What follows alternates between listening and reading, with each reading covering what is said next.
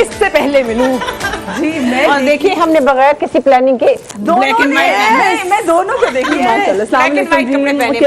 So good to have you back, मदिया। Thank you so much. वाह, इतना मजा आया है तुम्हें देख के।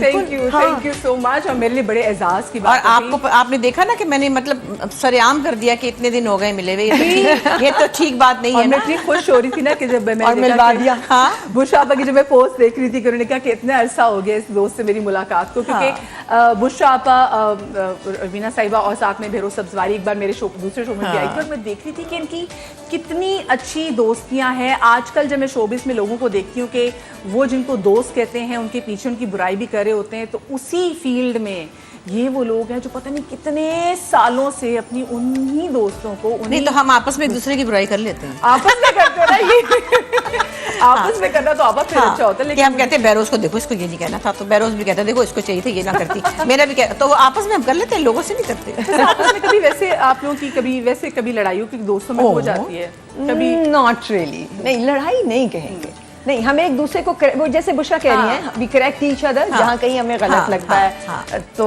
बट वो भी बहुत कम। हाँ, हम एक्चुअली हम एक दूसरे के ऐसे एरिया में नहीं जाते जहाँ एक दूसरे को हम क्रिटिकली या जज करें किसी तरह, बट हमें पता है कि हमारी जो सच्ची बात है ये दोस्तियां नहीं रिश्तेदारियां बन गई। क्योंकि मैं भी और ये भी लाहौर से बिलोंग करते, तो हम जब यहाँ आए थे, जी मैं भी, हाँ तो कोई मेरे तो कोई रिश्तेदार थे ही नहीं। इनके भी ससुराल में से एक दो घर हैं, मेरी भी एक खाला थी, बस ना मेरी बहनें ना मेरी ससुराल कोई नहीं था। तो फिर दोस्तों के सहारे बहरोज ने सबसे पहला खाना किया था। मैं नरीमान को गोद में लेकर आई थी, उसके बाद जावेद, बहरोज, फिर ये बाद में आ गई। फिर तो हम सब लोग उस वक्त से हम ये रिश्ते बनाए हमने। तो बस इसमें फिर यही है कि शुक्र है हम एक दूसरे के साथ। और मैं ये भी कहती हूँ कि मैं बड़ी ब्लेस्ड हूँ कि मुझे अच्छे दोस्त मिलते हैं, मुझे अच्छे लोग मिलते हैं। तो मुझे सब कहते हैं ऐसे तो नहीं आप खुद ही बहुत अच्छी, मैं कहती हूँ नहीं मैं पता क्या चालाक हूँ, अच्छी नहीं हूँ मैं, जरा नहीं मैं थोड़ा सा अगर बंदा हैंकी पैंकी हो ना, मैं एक रास्ता बदलती हूँ। तो मैंने वही छांट ली है जो मेरे साथ जैसे मैं हूँ ऐसे हैं हम कमिटमेंट के पक्के हैं, हम टाइम के पक्के हैं। अब कुछ मुझे लगता है बहुत सारी चीजें ना एज के साथ साथ भी आपको पता चलती है कि अच्छा जी आपने बस अपने इर्द गिर्द जो है वो हजूम नहीं लगाना, अपने अच्छे लोग जो है अच्छे दोस्त वो रखने। अच्छा आज की जो हमारी जो तीसरी गेस्ट हैं जरा उनसे भी आपकी मुलाकात करा दें। और उनके अंदर भी मुझे लगता है कि वो कई रोल्स अदा कर रही हैं, वो माँ भी हैं, वो भी स्टाइल आइकॉन है, पाकिस्तान की मॉडल भी जो है बड़ी सुपर मॉडल रह चुकी हैं, ब्यूटिशियन है, डेंटिस्ट है, आप लोग को पता है चल गया सुपर वुमन है भाई, हमारा क्या होगा। बिल्कुल वो तो सुपर वुमन है। तो हमारी जो नेक्स्ट जो गेस्ट हैं उनके हवाले से भी आपको फैक्ट दिखा देते हैं। नादिया हुसैन की जिंदगी एक बेहतरीन कहानी है। वो एक model, dentist, entrepreneur, actor, makeup artist, बेहतरीन माँ और बीवी हैं। ऐसी सुपर वुमेन पाकिस्तान में एक मिसाल है उन तमाम लोगों के लिए जो हर फील्ड में कामयाबी हासिल करना चाहते हैं। नादिया हुसैन का सक्सेस क्राइटेरिया है मेहनत और खुद पर यकीन। हमारी दुआ है जिस तरह वो जिंदगी में सक्सेसफुल हैं, उसी तरह पाकिस्तान की हर लड़की की सोच भी हो जाए। तो एक बार फिर से हम हमारी बहुत ही प्यारी नादिया हुसैन को वेलकम करेंगे। अस्सलाम वालेकुम जी। वालेकुम अस्सलाम। मैं तो सुपर वुमन को देख के तो गिरी गई ना। बिल्कुल, क्या हाल है? जबरदस्त। आप सुनाएं। मतलब आपने इन्होंने हमसे क्या सीखना है, हमने पता नहीं इनसे क्या सीखना है। हमें तो समझ नहीं आती कि भाई ये माशाल्लाह 4 हाथ होते कई लोगों के, इनके तो 28-30 हाथ है माशाल्लाह। तो वाकई में कैसे मैनेज करती हैं? पहले तो वेलकम टू माय शो। और वाकई इतनी ये चीजें साथ साथ कर रही होती हैं, एक्टिंग भी कर रही होती हैं, देन फिर ये ब्यूटिशियन भी हैं, फिर इनकी मॉडलिंग करी भी साथ साथ चल रहा है, फिर माशाल्लाह 4 बच्चे भी। और मतलब वो खवातीन जो घरों में रहती है उनको लगता है ना जी हम तो कोई काम नहीं करते जी, हम तो हाउस वाइफ है। नहीं भाई, और हाउस मेकर, आपकी वजह से पूरा घर चल रहा होता है। तो कैसे मैनेज वैसे माशाल्लाह से इतनी चीजें कैसे कर लेती है? I think like to delegate work, like हाँ अच्छा हाँ ये काम तुम्हारा है, ये काम तुम्हारा है। ये बड़ा ज़रूरी होता है फॉर अ वर्किंग मदर, कि काम को डेलीगेट करना। और फिर थोड़ा बहुत आपको ट्रस्ट भी करना होता है ना आपके इर्द गिर्द के लोगों पे। और फिर ये है कि of course support has to come from the family and so ये भी एक बहुत ज़रूरी एस्पेक्ट होता है for a working mother. So alhamdulillah, you know, I had support from my mother, from my husband, from my mother-in-law. You know, like हर तरफ से जो है वो एक support रही है, तो फिर और मेरे आसानी हो ख्याल से जाती ना है। हम जहाँ पे खड़े हैं वो तमाम तर ख़वातीन जिन्होंने ज़िंदगी में कुछ ना कुछ अकम्पलिश कर लिया है, उनके पीछे या तो उनके हस्बैंड या उनके बाप या उनके भाई का हाथ है, और इसके बगैर मुमकिन ही नहीं हो सकता। अगर मैं अपने आप को भी देखूं तो मुझे पहले मेरे बाप मेरे पीछे खड़ा था, आपको पता होता है कि मेरा बाप पीछे खड़ा है, मैं जो करूँगी ना तो वो हैंडल कर लेगा।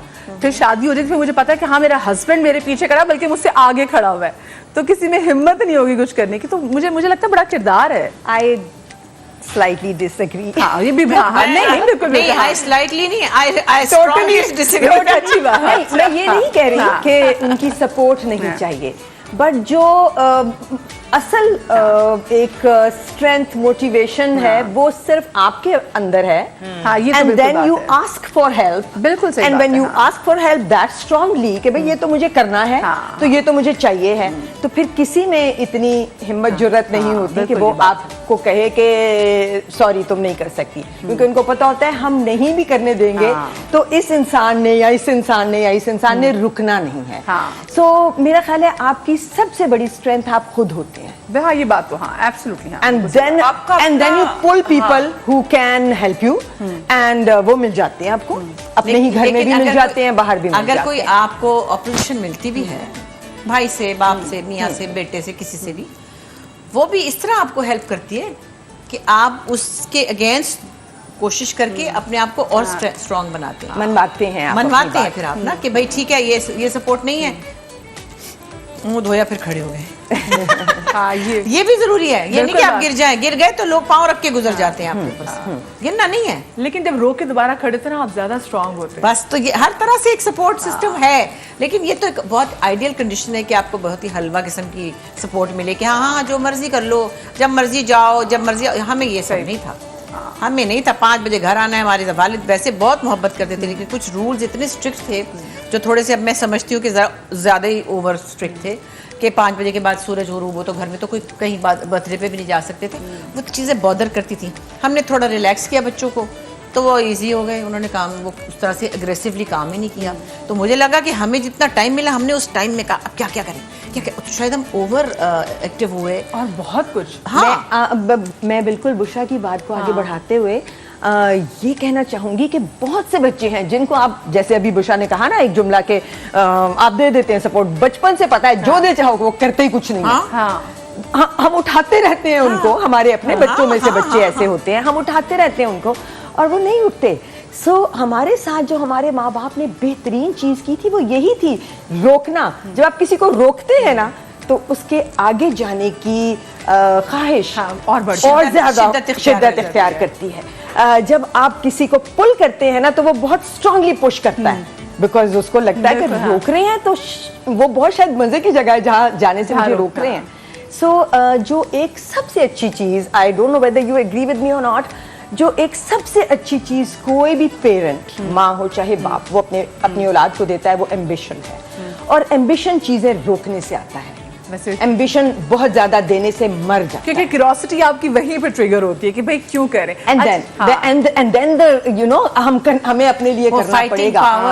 हमने सारी जिंदगी आई डोंट नो तुम्हारे जमाने में क्या था, बट हमारे जमाने में तो डेफिनेटली ये था कि पैसे नहीं होते थे और पॉकेट मनी का कोई खास रिवाज ही नहीं था, कॉन्सेप्ट ही नहीं था। 1.5 रुपया था कि पता नहीं क्या था। बहुत आ चुकी थी, समोसे बाजार में मिलते थे, खाने के पैसे नहीं होते थे। तो हमारा जो पैटर्न था वो ये था कि एक कोक लेते थे और 4 लोग शेयर करते थे। अच्छा, मुझे माफी में आपको कट करना पड़ेगा क्योंकि हम न्यूज चैनल में बैठे हुए, न्यूज अपडेट भी है, उसका भी ख्याल रखना है। अल्लाह खैर करे न्यूज चैनल में बैठे। अल्लाह खैर करे, अल्लाह खैर करे, बड़ी अच्छी खबरें अल्लाह करे हमारे आगे से हो जाए। खबरें आ जाए, 2 दिन हो गए। छोटी सी ब्रेक की तरफ जा रहे हैं।